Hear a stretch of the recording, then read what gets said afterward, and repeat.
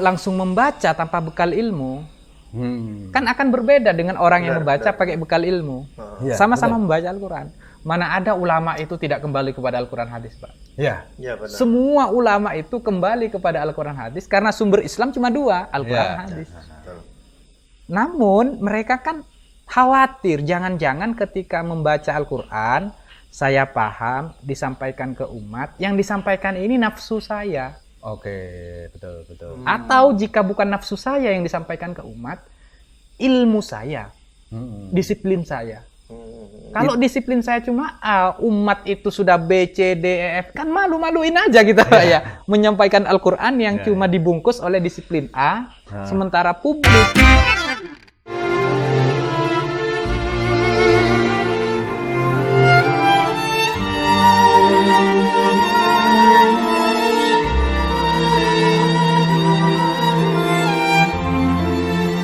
Pada kesempatan hari ini kita kedatangan dua tamu sekaligus. Teman ngobrol kita. Ya, ada betul. dua. Ya. Yang pertama yaitu Kiai Budi Harjono. Ya. Ada satu lagi yang nanti jadi teman ngobrol belum kita datang ya. orangnya. Belum datang. Saya juga yaitu belum Mas Rea. Mas Rea itu kalau di Facebook. Ya. Nama di aslinya Facebook. kita belum tahu. Nah, itu makanya. Soalnya belum Nanti datang. kita akan tanya, kita akan lebih tahu siapa sebenarnya Mas Rea itu. Untuk obrolan kita malam hari ini, saya akan membacakan puisinya. Baca puisi. Karena cinta, segalanya menjadi ada. Dan hanya karena cinta pula, maka ketiadaan nampak sebagai keberadaan. Itu yang pertama. Paham ora, Bu? Aurung. Yang kedua. Nanti kita akan perjelas nanti kalau udah ada Mas Rea. Ada puisi yang kedua. Ini. Cintaku kepadanya adalah hakikat jiwaku. Hidupku adalah gelora yang selalu merindukannya. Aku hidup seperti seorang gipsi pengembara. Aku tak pernah menetap di tempat yang sama. Namun, setiap malam, aku selalu bernyanyi dan menari ditemani bintang-bintang di bawah langit yang sama. Indah sekali ya? Kalimat-kalimatnya atau kata-kata di situ indah sekali. Nah, maknanya apa sih gitu? Yang pasti apa nih? Nah, ini nanti kita akan tanyakan kepada Mas Rea ataupun nanti Kiai Budi ya. Yang tahu dengan seluk-beluknya itu. Nah, saya juga mau Nah, kamu harus baca puisi. Baca puisi. Tapi kalau saya nggak berani seperti tadi langsung itu, karena saya bukan pembaca puisi. Saya akan baca puisi, tapi di belakang layar. Maksudnya nanti setelah ini saya tayangkan perform tari sufi. Tari sufi ya. Hasil bukan hasil, binaan Pak Kiai Budi Harjono. Nanti ada penari di sana. Terus saya baca puisinya. Oh ya, boleh lah. Oke ya, langsung saja. Selamat menyaksikan. Yap.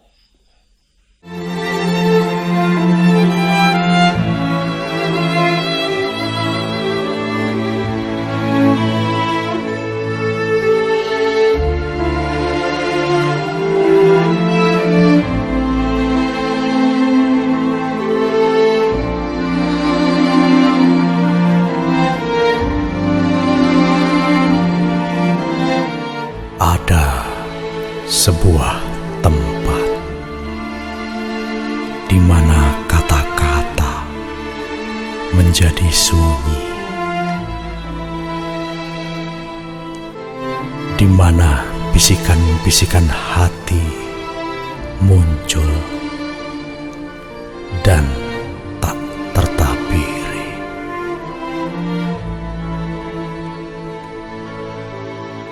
Ada sebuah tempat di mana suara menyanyikan keindahanmu. Sebuah tempat di mana setiap nafas memahat dirimu di jiwaku.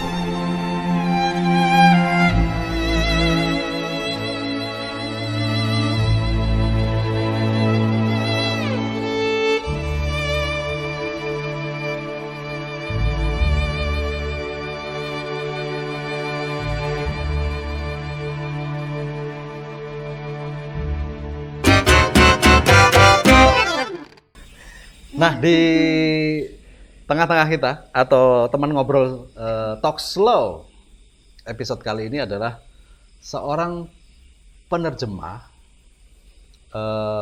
karya-karya Rumi dan beliau saya belum tanya namanya. Soalnya kalau di Facebook kan namanya Rea Rea de Bruyère. De Bruyère itu apa itu? Nama apa itu? Itu nama penyair Prancis, Pak ya. De Bruyère. Malah makainya nama Iya, bukan karena waktu itu memang suka puisi-puisi Prancis. Oke. Nah, itulah. Berarti sampean memang menyukai sastra begitu. Iya, alhamdulillah menyukai sastra dan ya sebenarnya lebih ke bahasanya, Pak. Lebih ke Belajar bahasanya. polyglotnya saya. Oh gitu. Wah, apa meneh polyglot. Apa itu polyglot? Itu kan di Jogja ada komunitas polyglot dulu. Komunitas yang memang membekali anggotanya menguasai lebih dari 2 bahasa. 3, 4, 5 dan kawan-kawan banyak, ada yang 7, 10 Bahasa? bahasa sih itu. gitu. Di Menguasai? Jogja ada itu di Tapi Jogja. saya gagal untuk aktif. Kalau baca ya Oh, pelan-pelan belajar Dan kayak. itu di Jogja komunitas itu. Itu nasional, di Jogja ada cabangnya. Terus untuk karya-karya Rumi itu kan berbahasa Arab atau berbahasa Persia? Itu karya Rumi itu unik. Ya kalau dalam teori sastra Arab itu kita mengenalnya dengan istilah iktibas, Pak ya. Dalam satu baris ya, satu bait itu ada Arabnya, ada Persianya. Gitu. Dan jenengan menguasai Untuk Persia itu belum. belum? Karena apa? Awalnya sebenarnya kampus UIN itu sedang membuka kursus Persia. Oke. Gara-gara COVID ditutup. Jadi ya. gitu. Jadi belum sampai ke situ. Belum sampai ke situ. Tapi rencana kalau dibuka Sudah daftar, Oh, sudah sudah daftar, daftar. alhamdulillah. Jadi supaya lebih melengkapi keilmuan untuk menerjemahkan karya-karya yang Iya, lain ya. kayaknya kalau memang pecinta Rumi ya harus bisa lah minimal Arab dan Persia itu. Ya. Terus setelah sebelum ke Rumi nih, apa saja keilmuan yang jenengan kuasai untuk mampu menerjemahkan karya-karya sastra Arab? Ini kan bukan karya sastra Indonesia ya. Wis sastra tur bahasanya Arab. Kita aja menerjemah atau menafsirkan atau memaknai puisi-puisi berbahasa Indonesia saja tidak mampu ya kan. Harus belajar sastra. Lah ini sudah sastra Arab sih sana. Itu kan susah. Apa Mas? Keilmuan apa yang mesti dikuasai untuk? Kalau basis akademik saya itu kan sejarah, Pak ya. Saya alumni SKI Sejarah Kebudayaan Islam UIN Sunan Kalijaga angkatan 2015. Oh ya. Jadi untuk menerjemahkan Rumi misalkan kayak ini, nama-nama yang mendapatkan surat dari Rumi itu banyak tokoh-tokoh penting dalam sejarah. Jadi bagaimana konteks puisi itu bisa sangat kontekstual dengan suasana sejarah pada waktu itu. Misalnya ketika cinta, belum tentu itu cinta manusiawi ya, bisa saja cinta yang ada tujuan-tujuan tertentu.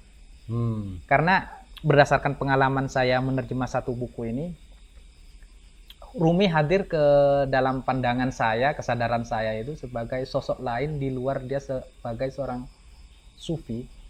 Yang selama ini berbicara tentang hub, cinta, tentang fana Allah. Gitu.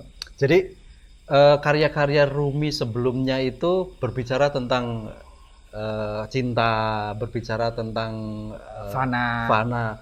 Yang ini, yang sampeyan terjemahkan yang sekarang ini, yang sudah jadi buku ini ya, itu berbeda dengan karya Rumi yang lain ya? Iya, betul-betul tampak berbeda ya.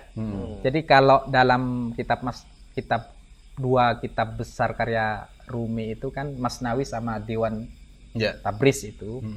Kalau di sini, ini kayak ada lompatan yang sangat jauh Pak ya dari Rumi, terjun langsung ke dunia politik praktis bahkan bisa saya sebut semacam itu.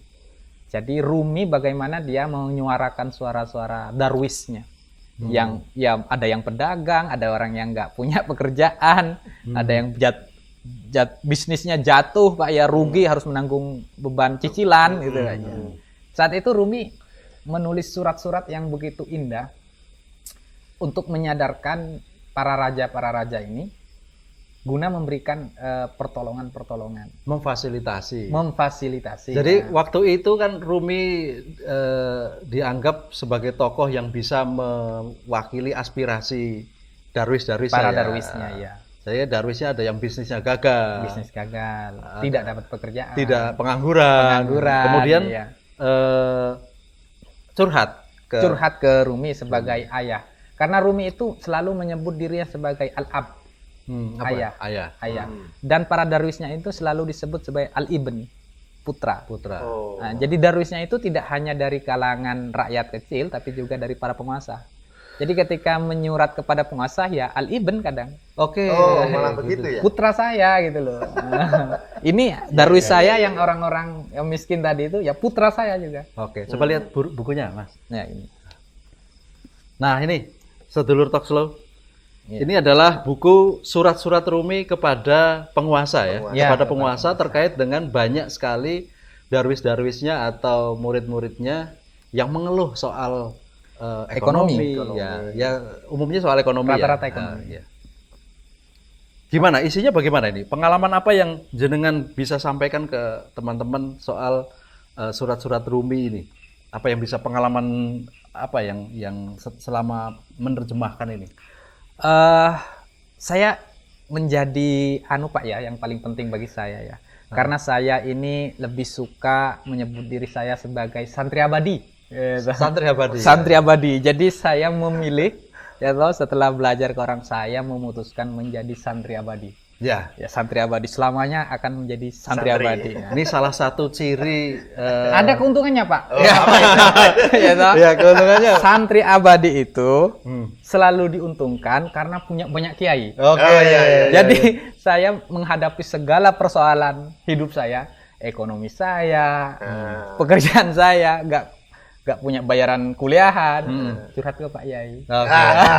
Tapi benar yang jenengan sampaikan itu, karena ada sih, saya pernah baca itu bahwa santri itu ya ketika kamu lulus dari pondok itu santri. Ya. Nah, itu saya nggak tahu itu penerjemahannya bagaimana. Tapi kalau dipikir-pikir secara logika ya benar juga sih. Ya. Seperti yang jenengan itu santri abadi. Santri gitu. abadi. Artinya menuntut ilmu terus-menerus gitu kan. Iya, Kemudian selalu menganggap ada guru kiai yang dimana bisa tukar pikiran gitu. Mungkin gambaran santri yang ideal, Pak ya, seperti curhatan Gus Dur ya, setelah lengser. Kemudian ditanya sama siapa itu, Kick Engdi itu di acaranya Kick Engdi. Kenapa Gus sampean itu mau mencalonkan diri sebagai presiden? Dari mana dapat uang? Jawabannya beliau itu apa? Kalau ada 5 kiai nyuruh saya apa saja, mau cebur ke sumur saya cebur. Nah, jadi tidak ada pilihan bagi Jadi di seorang situ, santri gitu. ya itu santri. Santri itulah seorang santri. Gus Dur aja santri. Ya jadi makanya kemudian Gus Dur itu memang ya idola lah untuk generasi Berbeda muda dengan kayak saya. orang sekarang ya. Belum nyantri sudah jadi kiai gitu. Wah itu Kalau yang beneran itu kan Kecepatan nih. belum nyantri sudah jadi kiai. Sementara yang mondok bertahun-tahun malah merasa dirinya santri. Bahkan seorang Gus Dur Ya. ada sampai masih santri. sampai 60 tahun sampai jadi santri masih nggak mau pulang dari pondok pesantren. Ini mungkin metode pendidikan yang nggak ada kayak klasikalnya ya Pak ya. Jadi pendidikan seumur Tapi hidup. menarik loh itu. Kalau kemudian santri kan menjadi santri terus gitu. Terus dia merasa kemudian kalau ada masalah gitu kan bisa curhat ke kiai ini ya. Ya seperti darwisnya Rumi ini. Iya. Jadi apa tadi di suratnya gimana? Ya Rumi itu kemudian menjadi pengayom Pak ya. Menjadi pengayom bagi para darwisnya yang mungkin dari kalangan mustad'afin. Selalu terulang istilah mustad'afin ini. Ketika dia mengirimkan suratnya kepada raja-raja. Mustad'afin itu bisa saja memang menunjukkan kepada santrinya yang pada masanya dia memang dirugikan secara politik Pak ya. Oke. Nah, secara politik dirugikan secara politik, misalnya di soal ya permodalan gitu loh dalam usahanya, sehingga ketika barang gagal, usaha gagal masih ditagih pajaknya besar. Nah, kebijakan untuk menghapus pajak ini kan raja pada waktu itu. Sultan lah ya. Rumi mengirim surat untuk memperpanjang tempo, meringankan atau bahkan membantu sampai selesai. Jadi kan ada yang bisa ada yang bisa apa yang pernah Rumi sampaikan surat-suratnya? Mungkin bisa dibaca di sini. Oh, misalnya ini panjang Pak ya. Saya mungkin hanya sedikit saja puisinya yang terakhir sebagai penutup. Ini surat ditujukan kepada Sultan Walad tentang Zahiruddin ya. Aku Ibu Musa, haruskah menagih bayaran pada raja atas susu yang disapihkan pada anaknya? Apa itu? Ini Rumi membayangkan dirinya itu sebagai ibunya Nabi Musa. Ibunya Nabi Musa, ya toh. Yang haruskah seorang ibu itu menagih bayaran kepada seorang raja? Ya, sementara raja ini berjasa besar kepada anaknya. Nabi Musa kan dibuang Bapak ya, dihanyutkan ke sungai dan diasuh oleh raja. Raja berkontribusi besar kepada Musa sebagai anaknya. Saya sebagai ibu, haruskah saya menagih bayaran kepada raja? Ini sebenarnya ingin mendidik seorang raja, Pak ya, bahwa saya itu sebagai pengayom Darwis tidak mungkin menuntut hal apa-apa dari panjenengan. Karena jenengan itu terlalu banyak jasanya kepada para Darwis, anak-anak saya. Halus sekali ya. Halus sekali karena dengan begitu kan tergertak apa ya, hatinya tergerak untuk ya saya harus bantu lagi. Kayak gitu kan, kira-kira kayak gitu. Nah, kira-kira halus dan mungkin ini Pak ya. Walaupun ini bisa dimaknai sebagai proposal, tapi ya kalau sekarang proposal. Kalau proposal, tapi tidak menjatuhkan harkat dan martabat sebagai agamawan. Oke. Ini mungkin perlu dicontoh Pak ya. Betul. Apalagi belakangan ini kan isu pemangkasan dana bantuan operasional pondok itu. Seakan-akan pondok itu mengemis kepada negara itu loh. Padahal sebenarnya kewajiban negara. Pondok pesantren lebih tua dari negara yang memang sudah dari awal demi bangsa dan negara kan. Pondok pesantren lebih tua dari negara. Bahkan yang melahirkan tokoh-tokoh negara ini kan dari pondok. Bagaimana mungkin saya mau menagih dana bantuan kepada negara? Ya Bang, seharusnya. Saya seorang ibu kan yang melahirkan negara kan kayak gitu Pak ya. Ini mungkin ya pelajaran bagi kita semua agar walaupun kita bekerja sama dengan orang lain, jangan sampai menjual harga diri Pak ya. Berarti Rumi di buku ini kan nampak dia, kalau yang kita pahami seorang sufisme atau seorang tasawuf kan tidak berurusan dengan hal-hal seperti itu ya. Di buku Masnawi atau sebelumnya ya. Iya. Digambarkan bahwa ya itu cinta terus kemudian fana gitu.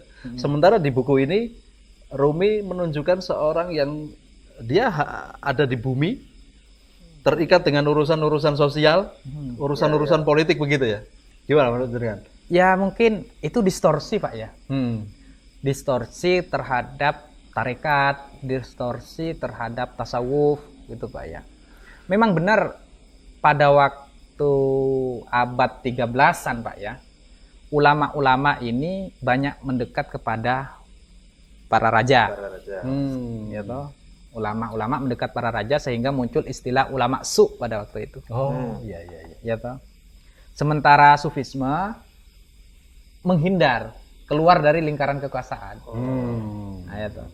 Nah, ini kemudian yang orang berhenti di situ membacanya. Berhenti. Ya. Mereka tidak membaca lebih lanjut setelah keluar dari lingkaran kekuasaan. Ngapain?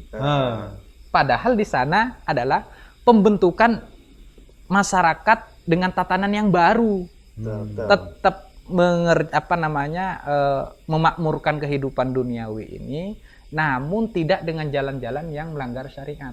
Konteksnya apa? Ada orang yang mencoba membangun negara berbasis agama tapi terjadi penyelewengan, menjual agama.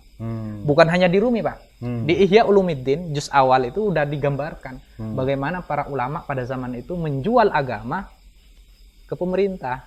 Nah, Al-Ghazali menolak itu. kemudian dia membangun epistemologi baru tentang apa yang harus dilakukan.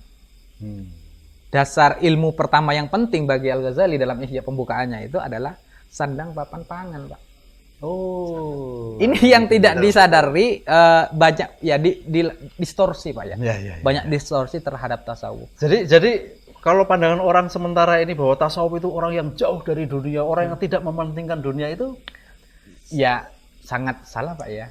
Bisa dikatakan salah. Ya sangat salah, Pak ya. Jadi tasawuf itu bukan kita berhenti nyari uang. Oke. Bukan berhenti nyari uang, tapi kita tetap nyari uang dengan jalan yang halal dan tidak punya ketergantungan terhadap uang. Jadi untung alhamdulillah, rugi alhamdulillah. Oke, gitu ya. Makanya ada tarekat-tarekat yang memang kaya-kaya, kayak Sadiliyah misalnya kan, harus kaya, Pak ya. Iya. Tapi kaya dengan jalan yang syariat tadi. Berarti ada kayak ada tahapan ya. Sebelum Rumi meninggalkan dan Rumi masih di situ. Kalau di kecintaan Rumi itu kan sampai 3 hari 3 malam katanya menari berputar-putar, itu benar nggak seperti itu?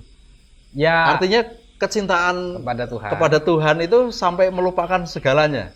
Tapi kemudian di buku ini dia kelihatan sangat peduli dengan sosial. Iya. Sebenarnya gini, Rumi itu menurut saya sejak awal memang tidak bersentuhan dengan kekuasaan, Pak. Walaupun dia keturunan raja ya. Masih cucu dari Alauddin Tuqas Khawarizmshah. Masih cucu raja, jadi berhak untuk mewarisi tahta kayak gitu ya. Tapi kemudian karena ada politik yang sudah tidak sesuai dengan ayahnya Rumi, Rumi dibawa keluar dari keraton, dari lingkungan keraton, dari lingkungan kerajaan tadi. Dan diajak oleh ayahnya Muhammad Bahauddin ini untuk berdakwah berkeliling. Dari Balkan keluar, dia pergi ke Baghdad, terus mengajar sampainya ke Romawi ini, ke anak Konya ini berhenti. Jadi 15 tahun itu Rumi berpindah dari negara ke negara lain menemani ayahnya mengajar.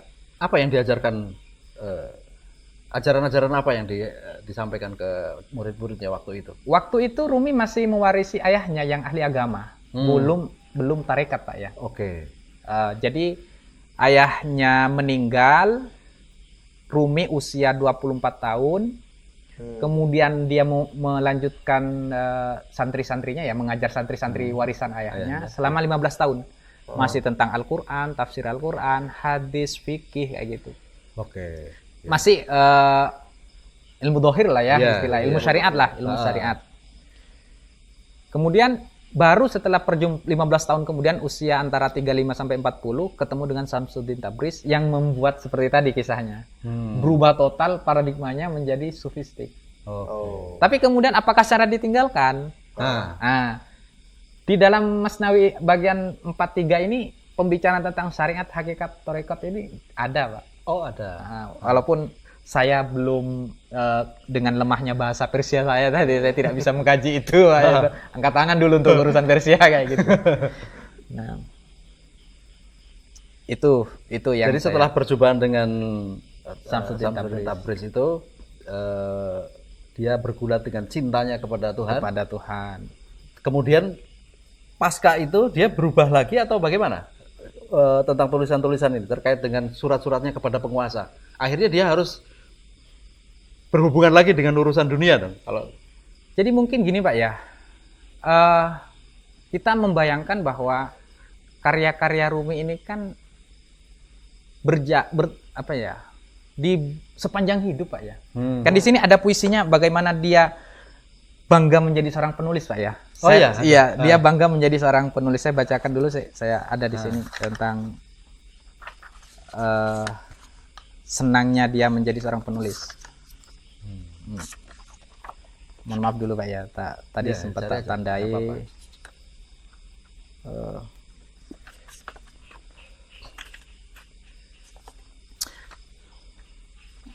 Dia, ini ada. Menulis buku dalam barisan kata bagiku umpama mengikat pergelangan kaki dengan untayan permata. Jadi bangganya menulis kata itu ibarat menghiasi Pergelangan kaki kaki, dengan ya, intan iya. permata. Jadi kan banyak orang dulu kan selain bukan tangannya Iya, sampai iya, kakinya iya, itu iya, kan iya, sangat benar. sebuah kebanggaan tersendiri pada orang-orang yang material. Tapi bagi Rumi, kebanggaan itu tergantikan dengan menulis. Oke. Nah, sepanjang menulis ini lahir karya-karya yang berserak-berai kayak Ya, gini. betul. Lalu tanggapan penguasa ada nggak? Ada, jenengan menangkap nggak tanggapan penguasa dikirimi surat-surat oleh Rumi waktu itu? Oh iya, Pak.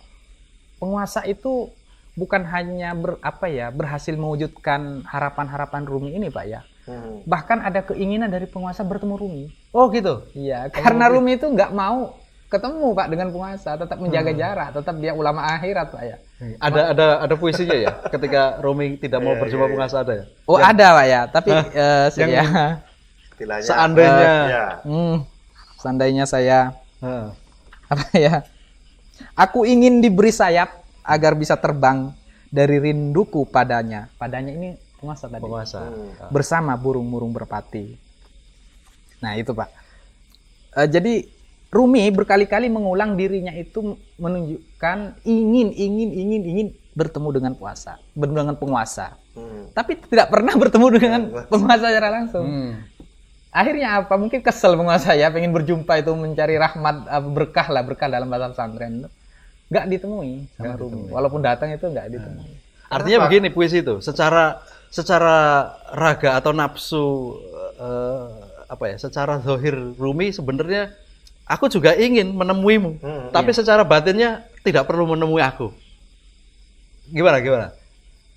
Kan bedanya antara seorang waliullah atau sufi dengan penguasa itu kan bedanya kalau sufi membantu orang lain tulus kan Pak ya. Ya. Dalam puisinya berulang-ulang kali dikatakan, jika engkau mengabulkan permohonan darwisku yang bawa surat ini, saya anggap itu sebagai kebaikanmu kepadaku sendiri. Walaupun Rumi nggak dapat sepeser pun, tetap menganggap itu pemberianmu. Dan ini akan dihitung dengan dikumpulkan dengan kebaikan-kebaikan sebelumnya. Jadi berulang kali Rumi mengatakan bahwa kebaikanmu hari ini akan dianggap sebagai kebaikanmu yang terdahulu yang saya sudah terima. Kayak gitu. Jadi bedanya dengan penguasa, kalau datang sowan ke kiai, apalagi kalau bukan suara Pak ya. Kalau bukan soal voting suara itu. Nah ini mungkin yang Rumi hindari. Coblos. Kalau sekarang begitu. Mungkin konteksnya pentingnya Rumi hari ini mungkin ini Pak ya, bagi pimpinan-pimpinan agama. Kenapa kemudian raja-raja itu merasa kemudian penasaran, kemudian pengen ketemu dengan Rumi, bukan kemudian sebaliknya gitu. Bukan hanya ini kok kemaki banget sih orang ini nggak mau nemuin dan sebagainya gitu. Bukan hanya tadi jenengan ngomong penasaran. Ya. Bukan hanya penasaran Pak, tapi sampai tahap pada level iri. Pada sampai level iri. Jadi para raja itu ngirim surat karena ayahnya Rumi ini kan sangat banyak pengikutnya Pak ya. Diakui keilmuannya sangat luas sehingga dari penjuru dunia, dari penjuru kota pada waktu itu datang. Setiap pindah negara itu selalu datang banyak. Kan hitung-hitungan politis penguasa kan pasti ini kalau bermain politik bahaya ini. Hitung-hitungnya kan gini Pak. Sudut pandangnya itu loh Pak. Pragmatis banget penguasa kan. Padahal mana ada waliullah mau kayak gitu kan, mau kekuasaan enggak toh. Nah, ngirim surat ke Bahauddin ayahnya Rumi ini gitu. Engkau itu bagaikan bintang rembulan yang terang ya. Selayaknya kekuasaanku ini diserahkan ke Anda dan saya pergi meninggalkan kota ini. Itu kan iri banget kan? Nah, tapi halus itu dijawab. Kami tidak mencari kekuasaanmu. Yang layak pergi meninggalkan kota adalah kami. Akhirnya pindah-pindah itu. Jadi dialog penguasa dengan lawan politiknya, yang dianggap lawan politiknya pun sehalus itu ya. Sehalus itu. Jadi tidak ada kasar. Anda adalah rembulan. Kita aja yang pergi gitu. Tapi si ayahnya Rumi tahu bahwa ini adalah saya tidak pantas menerima kerajaan Anda itu tadi ya. Biar kami saja yang pergi. Sehingga dalam sejarah itu mereka keluarganya Rumi memang pindah-pindah. Pindah-pindah 15 tahun, Pak. Pindah-pindah itu 15 tahun. sampai Rumi usia 24 tahun dan menetap di Konya karena diterima oleh penguasa pada waktu itu. Gitu. Makanya hubungan Rumi dengan penguasa itu baik sekali di kitab surat-surat ini. Jadi ini yang penting dicatat, walaupun baik dengan raja karena dia belajar dari pengalaman sejarah ayahnya, mengikuti ayahnya, terus belajar dari sejarah dia keluar dari lingkaran keraton di Balkan itu. Dia memang mencegah diri untuk tidak bersentuhan langsung dengan kekuasaan dan lingkaran penguasa. Surat-surat menjadi jembatan bagaimana seorang pimpinan umat berkomunikasi dengan pimpinan politik. Dan mestinya sekarang terjadi ya, sekarang ini ya terjadi pemimpin tokoh agama menyurati atau bicara di depan ini supaya didengarkan oleh penguasa gitu. Makanya penting di situ ada istilah guru bangsa. Supaya kita tidak kehilangan figur. Oke. Jadi guru bangsa ini tidak bermain di politik kekuasaan, tapi cukup di politik kebangsaan. Istilahnya kita kayak gini kan Pak ya. Jadi politik kebangsaan itu ya jangan sampai lah ya kita umat itu menjadi negatif melihat sikap-sikap permainan politik para pimpinan kita, pimpinan agama terutama. Karena Rumi ini walau bukan berarti putus dari politik dan kekuasaan, enggak, tetap bermain, tetapi sangat elegan, sangat elegan, sangat halus tadi itu, elegan, halus dan menjaga martabat dirinya sendiri. Betul. Iya. Karena di zaman sekarang itu bisa jadi kebalik ya, mamanya seperti tadi, mamanya kemudian menyurati penguasa gitu. Ini siapa ini? Kok berani-beraninya menyurati gitu? Kalau tadi seperti yang jenengan ceritakan tadi, sampai kemudian penguasa sampai penasaran, pengen bertemu, ya toh. Jadi di zaman sekarang kan jarang terjadi itu. Pertemunya kalau pas kalau pas ada ini. Ya kan? intinya bagi saya pribadi Pak ya, dengan belajar Rumi ini, saya memang menjadi haus gitu Pak ya. Tokoh-tokoh kita, negarawan kita itu tetap menjaga marwahnya di mata umat terutama itu. Jangan sampai jatuh di hadapan umat gara-gara kepentingan tadi itu yang sangat nisbi menurut saya. Jadi sebenarnya siapa nih yang harus membaca buku ini? Benar ya. Siapa ini? Siapa yang? Karena ini kan surat-surat Rumi kepada penguasa. Siapa yang harus baca ini?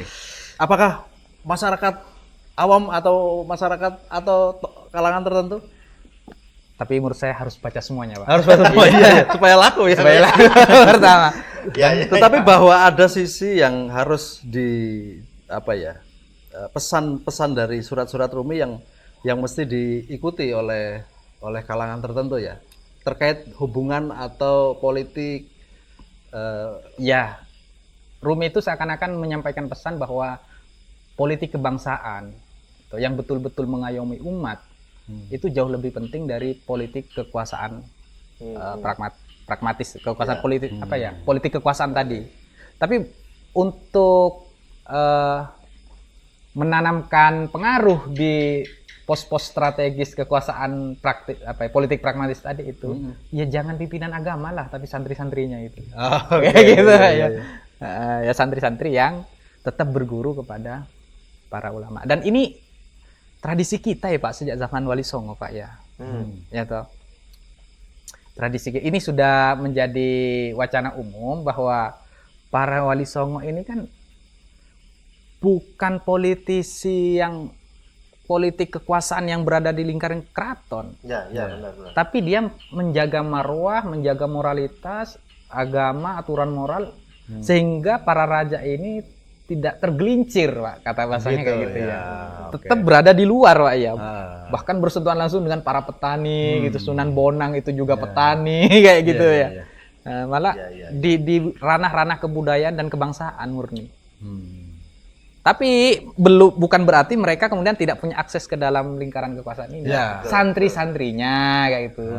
Gitu. Yang terakhir kan yang kita kenal itu kan yang rame itu, bukan rame ya, yang terkenal dalam sejarah itu Mbak Tegal Sari ini, Pondok Pesantren Tegal Sari, Hasan Besari ini kan.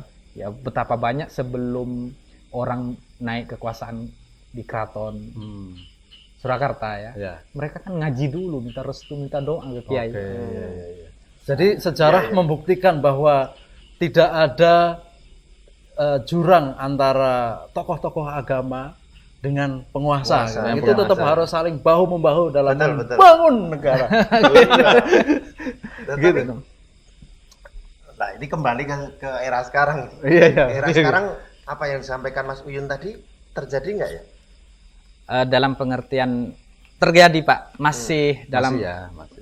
Di Jogja saya masih banyak kiai yang saya kagumi Pak ya, yang memang beliau itu masih ya ideal, Betul. ideal sehingga mereka masih memberikan optimisme bahwa ternyata peran kiai itu sangat besar dalam menjaga moralitas kebangsaan kita Pak ya. Tidak sepenuhnya sebagaimana dicitrakan media lah, ini media lagi Pak ya. Media itu betul-betul distorsi kepada realitas sehingga seakan-akan realitas kita itu media itu sendiri. Enggak padahal Pak ya. Betul-betul enggak itu. Iya. Jadi memahami bangsa kita itu media. Banyak yang terjadi seperti itu ya. Yang terjadi seolah-olah realita itu media. Jadi ruwet kan? Ruwet ya. Kita ini dipermainkan oleh media kan? Betul. Media ngomong gini, kita responnya seolah-olah. Nah, betul. Ruwet jadi negara ini. Seakan-akan ruwet. Kalau udah ruwet, tinggal suan ke kiai, damai lagi pikiran saya. Damai lagi, nggak tahu gimana kayak itu.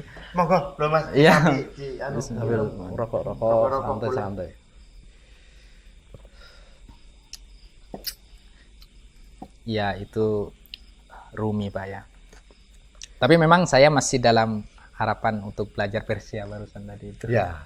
Mudah-mudahan COVID segera berakhir, kemudian kursusnya itu dibuka lagi. Soalnya kayak gini Pak ya. Berarti sampean masih ada penasaran dong ke karya-karya Rumi yang lain? Yang lain ya. Nah, kenapa sampean penasaran dengan karya-karya Rumi? Apa yang menarik dari karya-karya Rumi? Mungkin gini Pak ya. Dibanding puisi-puisi tasawuf yang lain, Rumi itu tampak sangat populer bahasa-bahasanya, betul-betul mudah dicerna kayak gitu. Mudah ada di lingkaran kita sehari-hari lah kayak gitu. Oh, jadi justru yang sedemikian sebenarnya kalau saya baca kan rumit juga sebenarnya karya-karya, tapi dibandingkan dengan karya-karya sastra tokoh-tokoh agama lain sederhana. Lebih sederhana Rumi. Misalnya ya saya tidak dalam rangka komparasi Pak ya. Sependek yang saya belajar menerjemah Ibnu Arabi, ya toh. Memang ini tampak lebih membumi, Makanya saya bangga ketika ada kawan-kawan di Jogja itu yang mendedikasikan hidupnya itu untuk menerjemah Futuhat Makkiyah. Apa itu? Karya-karya Ibnu Arabi, puisi-puisinya yang sangat dalam dan sangat abstrak itu Pak ya. Nah, karena Pak, ada yang beda dalam memahami karya para ulama Pak ya. Tirakatnya Pak. Ya, kalau dibanding kawan-kawan saya yang belajar Rumi, belajar Ibnu Arabi, saya itu jauh di bawah mereka Pak. Mereka kan belum baca teks diiringi dengan tirakat. Oh, ada itunya ya? Gitu. Kenapa harus ada tirakat itu? Karena bukankah ini kerja ilmiah itu? Intelektualitas murni itu tidak cukup kayaknya Pak. Gitu ya? Iya, intelektualitas murni tidak cukup. Jadi harus ada ritual-ritual khusus supaya bisa mampu menembus apa yang dimaksud dalam tulisan-tulisannya gitu ya? Ya. Lebih dalam, mendekati lebih dalam gitu ya? Iya, yang saya lihat kayak gitu Pak. Yang saya lihat kayak gitu karena kalau sampai sendiri tirakatnya apa untuk menjadi itu beristighfar, lebih banyak beristighfar Pak. Kalau itu ngerasa setiap detiknya itu dosa terus itu baca surat-surat Rumi, Ibnu Arabi itu seakan-akan berat sekali saya rasakan itu. Entah ya, karena saya kan santri abadi tadi Pak. Ketika ada kawan-kawan yang menerjemah, saya tanya itu, saya lebih curhat Pak. Panjenengan gimana mengalami perjalanan intelektual ini? Ya seperti yang saya jawabkan, Pak. Mereka memang tirakat yang tidak bisa dilepaskan dari intelektualitas itu. Biasanya bentuk tirakatnya apa Mas untuk itu? Macam-macam Pak ya. Ada yang kawan saya kadang itu ya puasa, ya ada yang zikiran kayak gitu Pak ya. Ya enggak, ya syariat lah Pak istilahnya ya. Jadi sedulur Talks loh. Buku-buku seperti ini itu hasil tirakat. Selain kerja ilmiah itu ya. Selain kerja ilmiah harus dibarengi dengan tirakat. Jangan lupa. Mengerikan sekali ya. Pantesan aku nggak masuk bacanya karena kurang tirakat ya. Iya. Tapi tidak glorifikasi diri Pak ya. Iya. Curhat Pak ya. Ya, tapi ini kan artinya setelah kemudian diterjemahkan menjadi bahasa Indonesia, para pembaca lebih bisa memahami ya ajaran-ajaran atau puisi-puisinya Rumi ya. Ya, saya berharap Rumi di alam barzakh sana Pak ya, tetap mendoakan santri-santrinya, terutama para pembaca yang insya Allah dianggap santrinya juga lah ya. Amin. Saya yakin itu kita dianggap santrinya. Wah, iya no. Kita ngobrol ini udah dianggap santri. Iya. Bangun orang. Pas orang. Jadi sedulur Talks loh, pengen jadi santrinya Syekh Maulana Jalaluddin Rumi, baca bukunya. Nah, itu otomatis jadi santri. Amin. Amin. Ya karena otomatis kan memahami pikiran-pikirannya beliau ya, sehingga kita kemudian ketika kita menerapkan ya otomatis jadi santrinya. Ya karena saya tempo hari kan sama kawan-kawan rombongan Jogja ke Pekalongan Pak ya, ke Habib Lutfi Pak ya, ikut jamaah beliau itu Pak ya. Ada dauh dari beliau itu yang sangat unik dan melekat di hati saya itu. Beliau bercerita soal Thariqah Syadiliyah. Amalannya apa Pak? Amalannya adalah belajar. Jadi tirakat jenengan itu ya bukan hanya semata puasa, zikir namanya. Dengan belajar lillahi ta'ala itu tirakatnya di situ Pak. Tirakat ilmu pengetahuan. Itu yang cocok untuk mahasiswa-mahasiswa seperti kalian katanya kayak gitu. Menarik itu menurut beliau ya? Menurut beliau gitu ya. Habib Lutfi ya? Habib Lutfi berarti memang untuk mahasiswa, untuk para intelektual, akademisi. Jangan khawatir. Khawatir. Kalian tidak perlu, ya perlu juga, tapi tidak perlu seperti orang-orang zaman dulu yang nggak makan, nggak berhubungan dengan hal-hal duniawi. Kalian belajar itu sudah tirakat. Ya. Salah satu bentuk tirakatnya belajar tadi. Ini adewe iki belajar wae ora ya, Bung? Nah, itu masalahnya. Mungkin belajar yang penting ini Pak, teknik belajar ya, metode belajar saya. Saya sarankan untuk karya-karya terjemahan ini penting sebagai pengantar saja. Panjenengan semuanya para pembaca itu kalau bisa setelah baca naskah terjemahan, baca naskah aslinya. Naskah aslinya. Makanya jangan pernah berhenti belajar. Ya. Jadi saya harus belajar bahasa Arab nih. Mungkin kayak gitu Pak ya. Misalnya gini, saya itu sebagai penerjemah Pak ya. Muncul perasaan saya nggak puas dengan terjemahan saya. Lebih indah naskah aslinya, Pak. Ada perbedaan ya? Ada perbedaan jauh, Pak. Ya itu kan sudah diakui di misalnya di jurusan sastra Arab kayak gitu.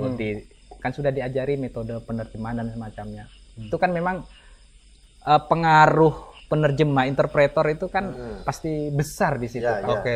Mungkin ada subjektivitas. Iya, mungkin ada reduksi, mungkin ada semacamnya, subjektivitas masuk. Sehingga kalau kita masuk langsung ke naskah asli, itu akan lebih kena. Bayangkan Pak ya, ini naskah aslinya Persia, diterjemah ke bahasa Arab, terjadi reduksi. Mungkin sedikit banyak lah ya. Diterjemah lagi ke bahasa Indonesia kayak gitu. Berapa kali interpretasi kayak gitu. Kalau soal terjemah-menerjemah, saya tanya nih, orang Arab yang bisa bahasa Arab, bisa hubungannya dengan Al-Quran ini. Iya. Ketika orang Arab baca Al-Quran, bisa langsung paham isi Al-Quran apa enggak? Saya ada 2 kasus yang perlu saya ceritakan. Gimana ya? Saya lupa itu tayangan di video YouTube yang menyebar di YouTube tentang anggota DPR yang belepotan ngomong bahasa Arab. Padahal itu DPR orang Arab, negara Timur Tengah sana, Pak. Salah nahu khobarnya itu salah. Itu yang kedua. Yang pertama. Yang kedua, Sayyidina Ali itu selalu bilang bahwa di dalam Al-Quran itu ada batinnya. berlapis-lapis di situ. Sehingga membaca Al-Quran itu tidak akan selesai sekali duduk. Nah, jadi hari ini jenengan paham. Ya. Besok jenengan akan merevisi pemahaman Anda terhadap ayat yang sama. Gitu ya. Ini bisa diulang, Pak, ya. Bisa diulang berkali-kali kalau bagi mereka yang belum menguasai disiplin ilmu, Pak, ya. Jadi tinggal dicoba baca, renungkan, semakin dalam semakin berubah pemahaman kayak gitu. Itu kalau kita mencoba apa adanya, Pak, ya. Ya, Sebagai orang awam, Pak, ya. ya baca Quran gitu Baca ya. Al-Quran. Beda lagi dengan orang yang sudah belajar dan dibekali ilmu ulumul tafsir, ulumul Quran, kayak gitu, Pak. Itu semakin yakin bahwa membaca Al-Quran itu tidak bisa selesai satu kali. Oke. Itu alasan kenapa Al-Quran itu, Pak, tafsirnya itu tidak pernah berhenti dari tahun ke tahun. Selalu banyak. Iya, iya. Semakin ilmu berkembang, pemahaman terhadap Al-Quran semakin berkembang. Oke. Jadi jenengan kalau mau lihat karya ulama-ulama terdahulu, tidak ada satu karya yang kecil-kecil kayak gini, Pak. Minimal 2, ada sampai 1 depal kayak gitu. Iya, iya, iya. Berapa meter itu baru tafsir Al-Quran. Belum fikihnya, Pak, sampai nggak terhitung kayak gitu, Pak, ya. Al-Qurannya sama. Tapi karya ulama itu ya nggak cukup bangunan ini, Pak. Iya, iya. Jadi perpustakaan itu Jadi wajar kalau zaman dulu itu bukunya gede-gede, tebel-tebel gitu ya. ladilalah mereka itu, misalnya ulama fikih, dia juga ahli tarekat. Nah, Dan ketika tidak bisa menemukan jawaban terhadap satu persoalan, mereka sholat sunnah dulu, minta petunjuk Allah. Udah, ini di luar ilmiah ini, Pak. Iya, Ya. iya. Kayak Imam Bukhari misalnya mau memastikan satu hadis, sholat sunnahnya berkali-kali. Metode ilmiahnya sudah selesai, Pak. Interview, riset, observasi dan semacamnya. Terakhir diakhiri dengan tawakal dan doa sama Allah, sholat sunnah. jadi nggak bisa mau ceramah misalnya, baca Quran, terus langsung dia hafal posisi ayatnya di mana, ayatnya berapa, terus para jamaah coba lihat di Quran ayat sekian posisinya ada di Yanu. Nah, seperti itu kan biasanya supaya kelihatan hafal biasanya gitu. Terus asal aja gitu. Nggak bisa begitu ya? Ya, kemudian ibarat kita membaca sastra puisi misalnya, Pak. Kan berulang kali kita membutuhkan pendekatan dan teori semacamnya. Iya. Kalau penyederhanaan kayak gitu itu efek samping, Pak, menurut saya, Pak. Orang mendakwah, ayo kita kembali kepada Al-Quran dan hadis kayak gitu kan. Rata-rata kayak gitu kan, Pak, ya. Iya, iya. Nah, mereka kan sebenarnya jalan pintas, Pak. Jalan pintas. Ketika mereka kembali kepada Al-Quran dan hadis, langkah kedua kan pasti mereka membaca. Iya. Nah, orang yang langsung membaca tanpa bekal ilmu, kan akan berbeda dengan orang yang membaca pakai bekal ilmu. Iya, Sama-sama membaca Al-Quran. Mana ada ulama itu tidak kembali kepada Al-Quran hadis, Pak. Iya. Benar. Semua ulama itu kembali kepada Al-Quran hadis karena sumber Islam cuma 2, Al-Quran dan hadis. Namun mereka kan khawatir jangan-jangan ketika membaca Al-Quran, saya paham disampaikan ke umat, yang disampaikan ini nafsu saya. Oke, betul. Atau jika bukan nafsu saya yang disampaikan ke umat, ilmu saya, disiplin saya. Kalau disiplin saya cuma A, umat itu sudah B, C, D, E, F, kan malu-maluin aja kita, ya. Menyampaikan Al-Quran yang cuma dibungkus oleh disiplin A, sementara publik sudah sampai Z ilmunya, kan malu kita menyampaikan Islam dengan cara begitu, Pak, ya. Betul. Jadi, sedulur talk slow ya, untuk memahami sebuah karya puisi, katakanlah misalnya puisi Chairil Anwar ya. Itu kan berbahasa Indonesia ya. Untuk bisa memahami puisi saja, kita kan harus kuliah dulu ini. Iya kan? Ada struktur puisi, ada segala macam teori-teori puisi. Itu berbahasa Indonesia loh. Lah ini untuk memahami karya di dalam Al-Quran itu yang berbahasa Arab, yang juga bahasanya juga sastra, kok kita mau asal-asalan, ya kan nggak mungkin. Harus ada orang yang menuntun, ada ilmu-ilmunya, dan kita harus belajar bertahun-tahun untuk itu. Sementara untuk memaknai puisinya Chairil Anwar yang itu bahasa kita, bahasa Indonesia saja kesulitan, tidak semua orang bisa kan. Nah ini untuk memahami bahasa Al-Quran tentu saja kan harus memahami alatnya itu yang Iya, yang rumit itu ya. rumit sekali. Ya, rumit sekali. Rumit karena belum belajar. Belum belajar. Nah, kalau sudah belajar, Insya Allah. Nah, terus soal Rumi, apalagi yang bisa jenengan sampaikan kepada sedulur Talk Slow? Selain ini memang karakter khas Pak ya. Ada di dalam Rumi itu yang memang itu kental, tetap cinta Pak ya. Cinta ilahiyat itu, cinta ilahiyat, sehingga apapun yang dia ucapkan itu tetap berdasarkan ketulusan, keikhlasan. Itu tidak bisa lepas dari beliau. Itu yang kedua. Nah, yang unik lagi, tapi bukan di dalam surat-surat Rumi ini, di dalam kitab yang lain kayak Diwan itu, ada Abdul Wahab itu seorang pengkaji mengatakan bahwa Rumi itu daripada Jabariyah lebih dekat ke ikhtiar, usaha. Ini mungkin yang tadi ya Pak ya. Berbeda dengan pemahaman orang sementara ini ya. Ya, kalau Sufisme itu kemudian pasivitas murni itu, tanpa kerja, tanpa usaha. Kemudian Rumi itu kan mengatakan, bagaimana mungkin seorang bayi mendapatkan susu ibunya tanpa menangis lebih dahulu? Oke. Ini Rumi itu mengibaratkan kita itu sebagai bayi yang harus menangis dulu untuk dapatkan susu. Jadi Rumi juga menyarankan kita harus usaha. Harus gitu. usaha Pak, ikhtiar lebih dekat ke Padahal ikhtiar. beliau seorang sufisme, seorang tarekat ya. Ya makanya tadi sufisme itu tidak bisa kita. Iya, artinya sufisme yang kita pahami sing pasif itu tadi yang ternyata keliru gitu ya. distorsi Pak. Distorsi, bukan distorsi keliru. ya, Iya, bukan iya, keliru. iya. Ada yang memang murni tawakal murni itu kan mirip perdebatannya dengan Imam Syafi'i dan Imam Malik. Ya, sebenarnya rezeki kita itu pakai usaha apa pakai rezeki? Oke. Versinya Imam Malik bilang rezeki Allah, rezeki kita manusia itu sudah dari Allah. Kalau murid Syafi'i enggak dari usaha. Gitu. Pulanglah, nggak ketemu kan? Iya. Imam Syafi'i keluar, ada petani anggur, dia bantu-bantu kerja, kemudian dapat upah. Bangga Imam Syafi'i, bukan bangga karena dapat upah, tapi membuktikan hipotesanya benar. Betul. Berarti hipotesa saya benar. Pulang ke gurunya, Pak Yai, monggo gitu. Lah, benar kan omongan saya bahwa kita harus usaha. Kenapa? Ini saya buktinya. Oh ya, saya boleh nyicipin ini. Ya monggo Pak Yai, tak cicipin. Alhamdulillah kata.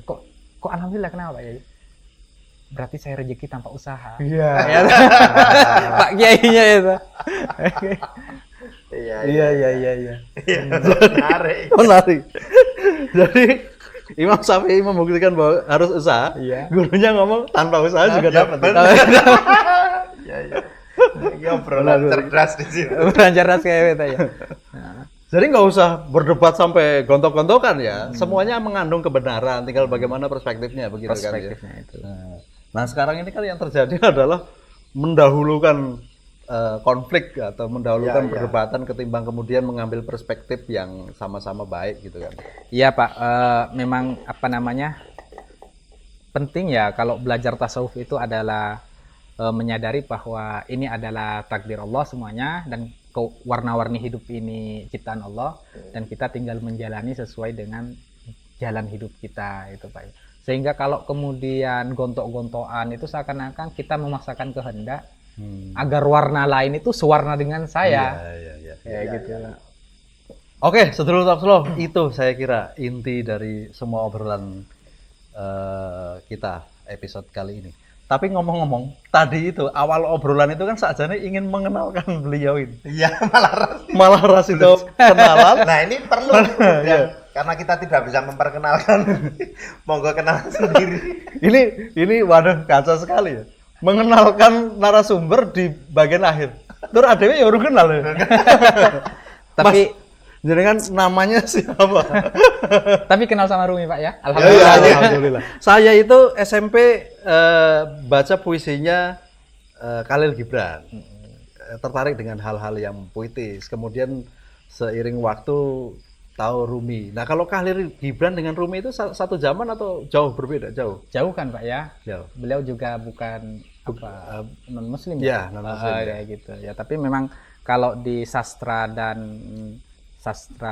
sastra terutama ya dan dunia cinta itu kan memang hampir merata itu kayaknya orang-orang yang mengatasnamakan cinta itu memang terbuka betul. Jadi kita itu susah menerima perbedaan kalau selama kita egois dan tanpa cinta. Iya.